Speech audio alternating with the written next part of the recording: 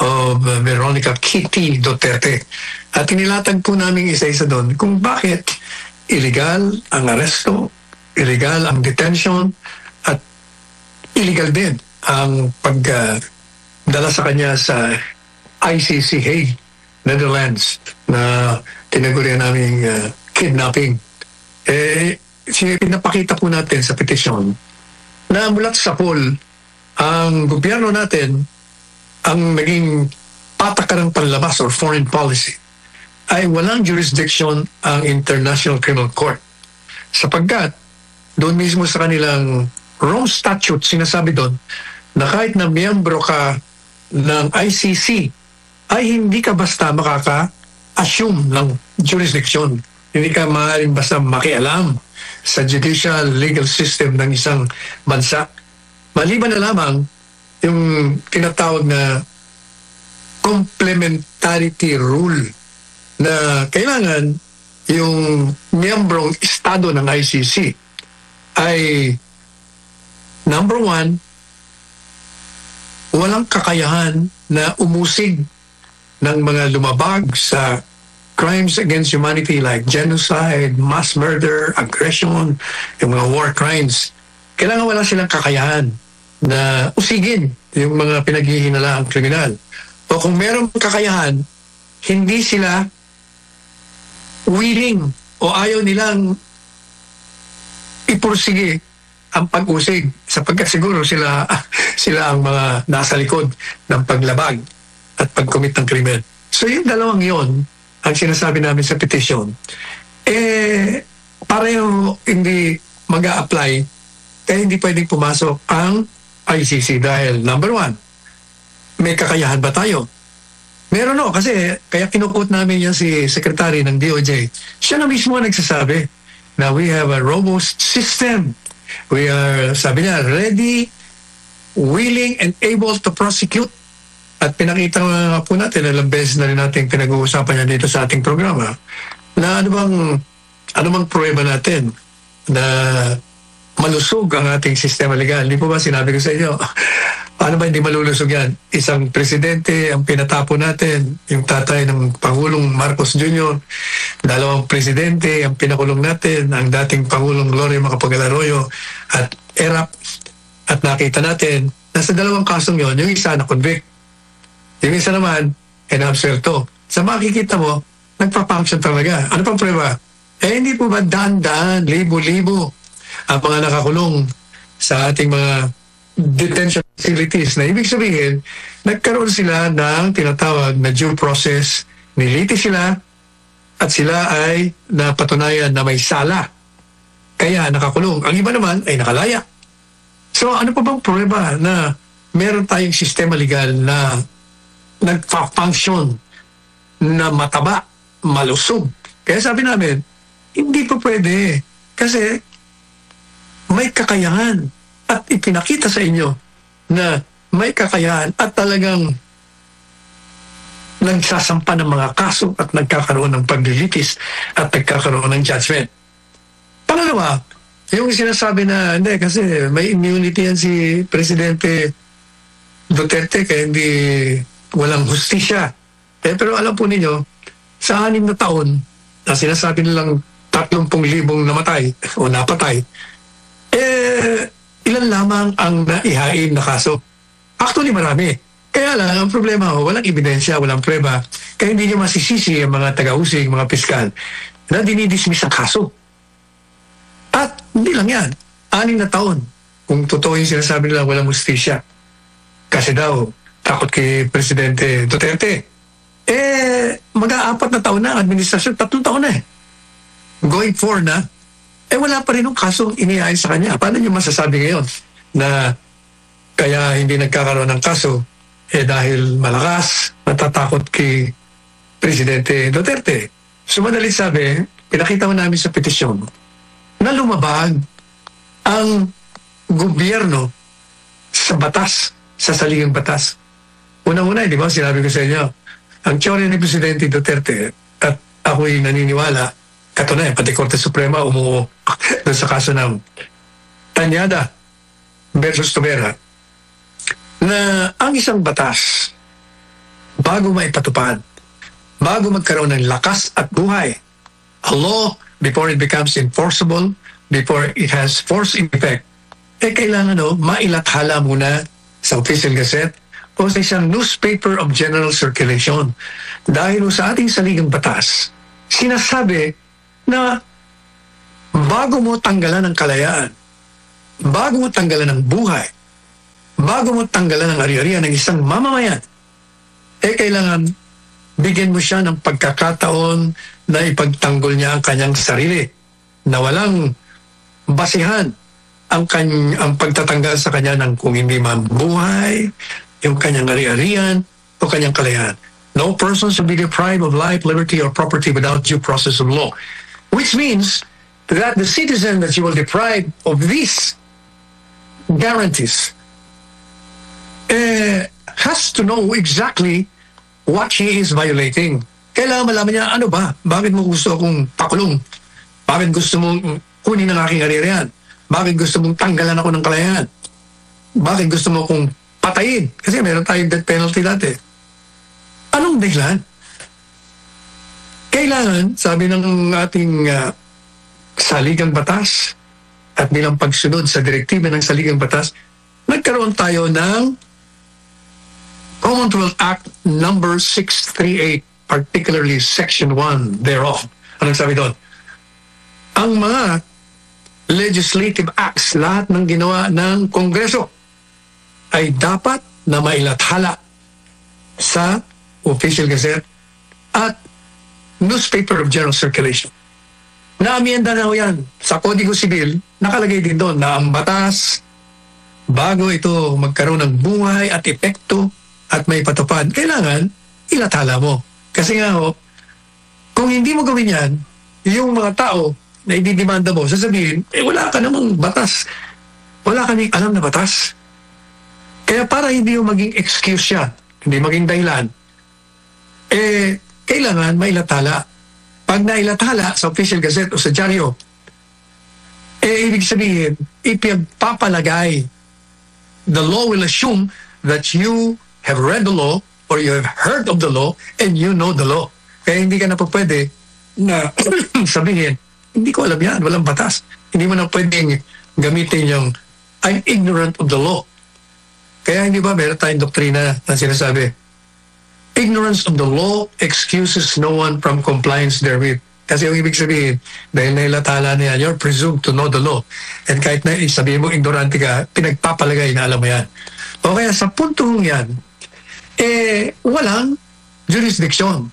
At sabi po namin sa petisyon, ipagpalagay na natin na tayo ay naging miyembro nga. Pagpalagay na natin na merong matibay na pagpapatupad at sapagkat nagkaroon ng buhay at lakas kahit na hindi na lathala. Pagpalagay na. Papasok na yung sinasabi ko kanina, ang principle of complementarity rule. Hindi sila pwedeng pumasok sapagkat tayo ay willing, may kakayahan, ang musik, at inuusig natin. Hindi ba ba? So hindi sila pa pwedeng pumasok. Pero ang sinasabi nila, sa Rome Statute na naging membro kayo, nakalagay din doon na pag nasimula namin ng investigasyon, ay obligado pa rin kayo mag-cooperate sa amin.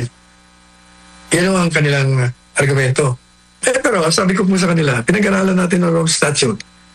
Ang nakalagay doon, kung yung investigasyon nila ay nagsimula bago tayo kumalas, ang problema, kumalas tayo ng March 17 ng 2018. Doon sa kanilang Rome Statute, magiging effective lamang ang pagkalas 1 year after. So, ibig sabihin, magiging effective yun ng March 17 of the following year, 2019. At yung pong special prosecutor at the time, naghain ng motion na kung pwede nang masimulan nila ang investigasyon sa ating bansa, kay Pangulong Duterte at kung sino pa yung reklamo nila.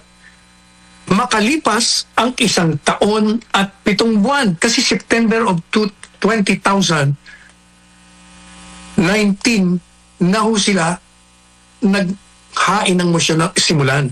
Pinagpipilitan po nila na hindi, nag-imbestiga kami sa inyo. bago kayo pumalas. Ang sinasabi ko nilang investigasyon, hindi investigasyon. Kung hindi preliminary examination, sinuri nila bago sila makapasok kasi nga, gaya ng paliwanag kong paulit-ulit, kung yung complementarity rule ay na-observe. Pinag-aralan ho nila na meron bang kakayahan ng Pilipinas? At kung may kakayahan ba, inusig nila. Kaya nga kung matatandaan nyo, yung Solicitor General natin ngayon, si Guevara, pinulaan natin kasi file siya ng file sa ICC ng ano-ano mang pleadings. Pero yung pleadings niya naman, kini-question niya ang jurisdiction. Sinasabi niya, teka muna ho, sa amin pong jurisdiction, ang legal system namin malakas, kaya wala ko kayo, hindi kayo pwedeng pumasok. Pero nag-rule pa rin sila. 3 ang pumabor na may jurisdiction sila, 2 ang nagsabing wala kaming jurisdiction. So madaling sabi, tinuloy nila. Pero ang problema nga, hindi naman ho yung investigasyon contemplated under the Rome Statute. Yung investigasyon proper, sinimulan ho lang na nila yon at nasa record dyan noong Setyembre, 1 year after and 7 months nang naging effective yung ating formal withdrawal. Kaya sabi namin, talagang wala kayong jurisdiction. Ngayon, sinasabi pa rin namin sa aming petisyon na yung pag-aresto ninyo, sinasabi nyo, bata yan sa pakiusap ng Interpol. Sinasabi ko namin sa petisyon, teka muna, wala naman. Unang-una, di ba, ang binaargue nga namin doon, red notice. Na kahit may red notice, kailangan pang dumaan sa judicial process. Yung pala, lumalabas, hindi naman pala red notice, diffusion, lalo na. Lalo nang nagkaloko-loko yung kanilang posisyon. At hindi lang yan, sabi ho natin, di ba? Kung walang jurisdiction ng ICC na nakiusap sa Interpol na arestuin ang Pangulong Duterte, paano magkakaroon siya ng jurisdiction? Ang nagkikiusap na arestuin ay walang jurisdiction. Yung pinakiusapan, walang jurisdiction. Kaya, ang nagpatupad ng illegal na aresto ay ang gobyerno. Ang ICC, ang kanyang nilabag, ay ang sarili niyang batas. Nag-issue siya ng warrant of arrest nang hindi naaayon sa kanilang batas. Bakit kanyo? Kasi, nung inaresto nila, sa kanilang batas, sinasabi din doon na bago mo ipatupad yung warrant of arrest doon sa bansa na gusto mong arestuin, kailangan ipadaan mo sa isang judicial authority sa hukuman. Nilabag nila mo yun. Ito namang gobyerno natin, yung mga opisyalis, nilabag din nila yung ating batas dito. Anong batas natin dito? Extradition Treaty. Na ang isang mamamayan na tatanggalin mo rito sa Pilipinas at isusuko mo doon sa bansa na gustong usigin siya sa kanilang bayan sapagkat may ginawa kang krimen sa kanila. Sinasabi yung sa ating extradition law, kailangan maghain ka muna sa hukuman. Yung 2 kalakarampong yun hindi nasunod. Maghain dito ng hukuman sa atin. Ito ng mga ICC, maghain ng petition sa hukuman tungkol sa kanilang warrant of arrest. So, madalit sabi, lahat ng mga kalakaran, hindi nila sinunod. Meron naman silang bago. Hindi, merong, ano ba yung in-invoke nila, under Section 17 ba yun, on 9851 Republic daw. Nakalagay daw doon. Kung nasimulan na ang investigasyon natin at nag-iimbestiga ang tribunal sa labas, yung ICC, ay pwede nating isuko. Yun daw ang ginagamit nila ngayon. Teka muna. Ipagpalagay na natin na applicable yung batas na yun. Ang nakalagay po doon sa batas na yun, in the interest of justice. Madali sabi yun, hindi porket nag-iimbestiga sila, ay ibibigay na natin sa kanila. Yan ang sinasabi ng batas. Hindi po may kulakilya. In the interest of justice. Ang tanong natin, sa interest ba ng bansang Pilipinas na isuko natin ang isang mamamayan na meron naman tayong functioning legal system? Interest ba na isuko natin ang isang mamamayan na magiging pagsuko ng soberentiya ng bansa? Hindi. So paano mag-a-apply yung batas na yon? Hindi yun. So kahit anong tingin mo, talagang illegal ang aresto, illegal ang detention, illegal ang kidnapping.